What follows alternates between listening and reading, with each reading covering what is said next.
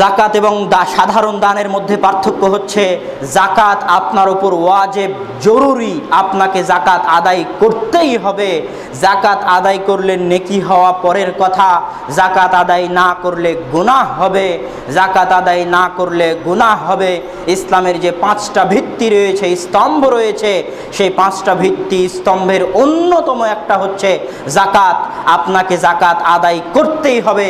আর সাধারণ দান আপনার ইচ্ছাধীন, আপনি আল্লাহর রাস্তায় কতটুকু ব্যয় করবেন এটা আপনার ইচ্ছা, কিন্তু জাকাত আপনাকে আদায় করতেই হবে। যদি জাকাত আদায় না করেন তাহলে কি হবে? রাসূল সাল্লাল্লাহু আলাইহি ওয়াসাল্লাম জাকাত আদায় না করার কুফল সম্পর্কে বলছেন যে লাম ইয়ামনাউ যাকাতা, তারা জাকাত আদায় থেকে বাধা প্রদান করে না, বরং মুনিউ আন কাতরিস সামা, বরং তারা আসমান থেকে বৃষ্টি বর্ষণ হতে বাধা প্রদান করে। তথা কেউ যদি জাকাত না দেয় তাহলে সে মূলত জাকাত দিল না এরকম নয়, বরং সে আসমান থেকে বৃষ্টি হওয়ার পথ বন্ধ করে দিল। মানুষ যদি জাকাত দেওয়া বন্ধ করে দেয় তাহলে আল্লাহ সুবহানাহু ওয়া তাআলা আসমান থেকে বৃষ্টি বর্ষণ করা বন্ধ করে দিবেন। যদি না পশু পাখি, পাখপাখালি, জীবজন্তু না থাকতো তাহলে আল্লাহ সুবহানাহু ওয়া তাআলা জাকাত আদায় না করার কারণে আসমান থেকে বৃষ্টি বর্ষণ করা বন্ধ করে দিতেন। রাসূল সাল্লাল্লাহু আলাইহি ওয়াসাল্লামের সহিহ হাদিস। বাংলাদেশের সরকার আপনার জমি জায়গা টাকা পয়সার উপর ইনকামিং ট্যাক্স নেয়। আল্লাহ সুবহানাহু ওয়া তাআলা এই টাকা আপনাকে দিয়েছে, আল্লাহ আপনার টাকার ইনকাম ট্যাক্স চাই, কিন্তু বর্ধনশীল অবর্ধনশীল নয়।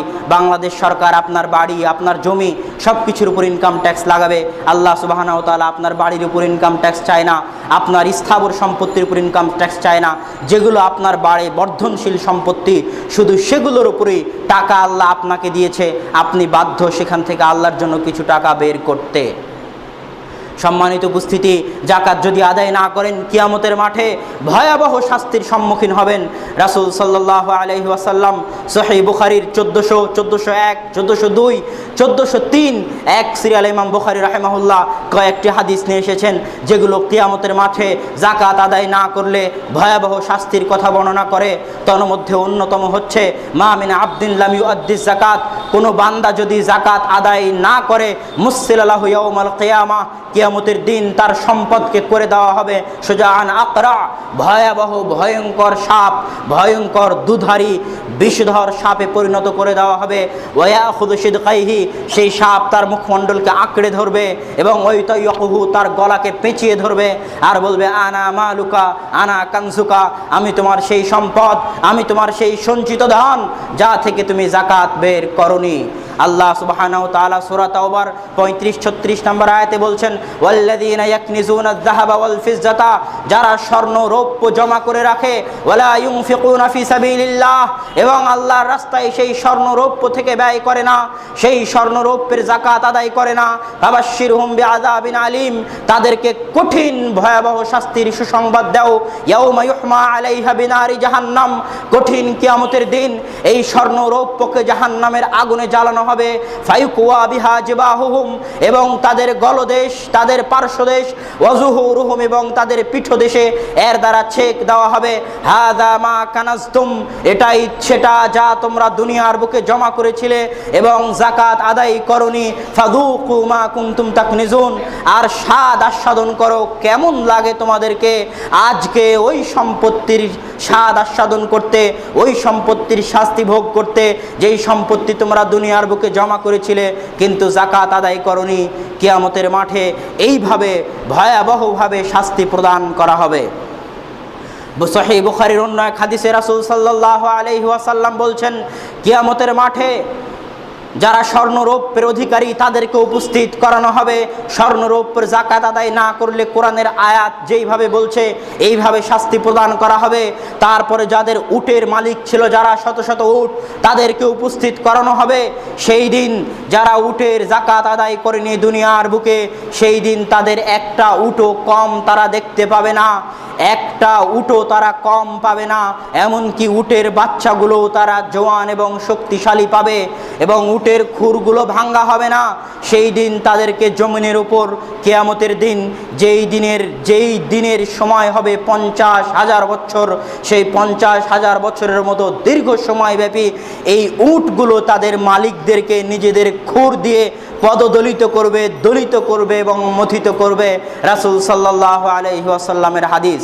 তারপরে আনা হবে যারা গরুর যাকাত আদায় করেনি, যারা বকরি এবং ছাগলের যাকাত আদায় করেনি। সেই দিন কোনো বকরি ছাগল শিংবিহীন হবে না, সেই দিন কোনো গরু শিংবিহীন হবে না, সেই দিন কোনো গরু ছাগলের শিং ভাঙ্গা হবে না। প্রত্যেক গরু ছাগলের শিং থাকবে এবং অক্ষত শিং থাকবে। যারা দুনিয়ার বুকে যাকাত আদায় করেনি, এই গরু ছাগলগুলো তাদের অক্ষত শিং দিয়ে সেই দিন তাদের মালিকদেরকে আঘাত করতে থাকবে। এই দিনের সময় হবে 50,000 বছর। তারপরে আল্লাহ সুবহানাহু ওয়া তাআলা বিচার করবেন যাকাত অনাদায়ের অভিযোগে। জাহান্নামের শাস্তি পরে, আগে কিয়ামতের দিনে তাদের এই অপমানজনক শাস্তি আল্লাহ সুবহানাহু ওয়া তাআলা দিবেন। কেউ যদি যাকাত আদায় না করে, তার ধন সম্পদের যাকাত আদায় না করে, তাহলে তার হুকুম কি? সে ব্যক্তিকে আমি এবং আপনি কি বলবো? আবু বকর রাদিয়াল্লাহু তাআলা আনহু যখন ইসলামী খেলাফতের ক্ষমতায় অধিষ্ঠিত হলেন, তখন একদল মানুষ ইসলাম থেকে বেরিয়ে গেল এবং একদল মানুষ কেউ পূর্ণাঙ্গভাবে বেরিয়ে গেল। পূর্ণাঙ্গভাবে বেরিয়ে যাওয়া মানে রাসূলকে অস্বীকার করা। কেউ বেরিয়ে গেল ইসলাম থেকে, গিয়ে পূর্বের ধর্মে ফিরে গেল, জাহিলিয়াতের ধর্মে ফিরে গেল। কেউ বেরিয়ে গিয়ে মিথ্যুক যে সমস্ত নবী নিজেদেরকে নবুয়তের দাবিদার করত, মুসাইলামাতুল কাজ্জাব, তাদেরকে নবী বলে ঘোষণা করলো। আর কেউ ইসলাম ধর্মেই থাকলো কিন্তু যাকাত আদায় করতে অস্বীকার করলো। তখন আবু বকর রাদিয়াল্লাহু তাআলা আনহু ওই সমস্ত মুরতাদদের মতো এই যাকাত আদায়ে অস্বীকারীদের বিরুদ্ধেও যুদ্ধের ঘোষণা দিলেন।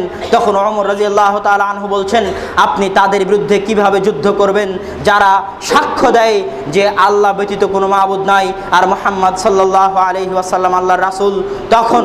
তখন আবু বকর রাদিয়াল্লাহু তাআলা আনহু বলছেন, ওয়াল্লাহি লা উকাতিলান্নাহুম, আল্লাহর কসম, সেই সত্তার শপথ, আমি তাদের বিরুদ্ধে যুদ্ধ করবই করব। এমনকি রাসূল সাল্লাল্লাহু আলাইহি ওয়াসাল্লামের যুগে যারা গরুর সাথে গরুর দড়ি পর্যন্ত দিত, চাউলের সাথে চাউলের বস্তা দিত, খেজুরের সাথে খেজুরের ছড়ি দিত, উটের সাথে উটের দড়ি দিত, আজকে আমি আবু বকরের যুগে যদি শুধু উট দেয় আর উটের দড়ি দিতে অস্বীকার করে, চাউল দেয় কিন্তু চাউলের সাথে বস্তা দিতে অস্বীকার করে, তো ওই বস্তার জন্য, ওই দড়ির জন্য হলো আমি আবু বকর তাদের বিরুদ্ধে যুদ্ধ করব। আবু বকর রাদিয়াল্লাহু তাআলা আনহুর এই দ্ব্যর্থহীন অবস্থান প্রমাণ করে যে যাকাত কেউ যদি অস্বীকার করে তাহলে ইসলামী খেলাফত ক্ষমতা রাখে পিটিয়ে তার কাছ থেকে যাকাত আদায় করার। এবং কোনোদিন ইসলামী খেলাফত আবারও প্রতিষ্ঠা হলে যারা যাকাত আদায় করবে না তাদের কাছ থেকে পিটিয়ে যাকাত আদায় করা হবে। একসাথে একটা শহর যদি যাকাত আদায় করতে অস্বীকার করে তাহলে তাদের বিরুদ্ধে যুদ্ধ ঘোষণা করা হবে যাকাত আদায় করার জন্য। আর যদি পিটিয়েও আদায় না করে, আপনি স্বেচ্ছায়ও না দেন, তাহলে কিয়ামতের দিন আপনার জন্য ভয়াবহ পরিণতি অপেক্ষা করছে। সম্মানিত উপস্থিতি, যাকাত আমাকে এবং আপনাকে আদায় করতেই হবে। আল্লাহ সুবহানাহু ওয়া তাআলা আমাদেরকে ধন দিয়েছেন, সম্পত্তি দিয়েছেন। আল্লাহর এই ধন এবং সম্পত্তি থেকে আমাকে এবং আপনাকে যাকাত আদায় করতে হবে। আল্লাহ সুবহানাহু ওয়া তাআলা আমাদেরকে যাকাত আদায় করার, সুষ্ঠুভাবে যাকাত আদায় করার তৌফিক দান করুক। আল্লাহুম্মা আমিন।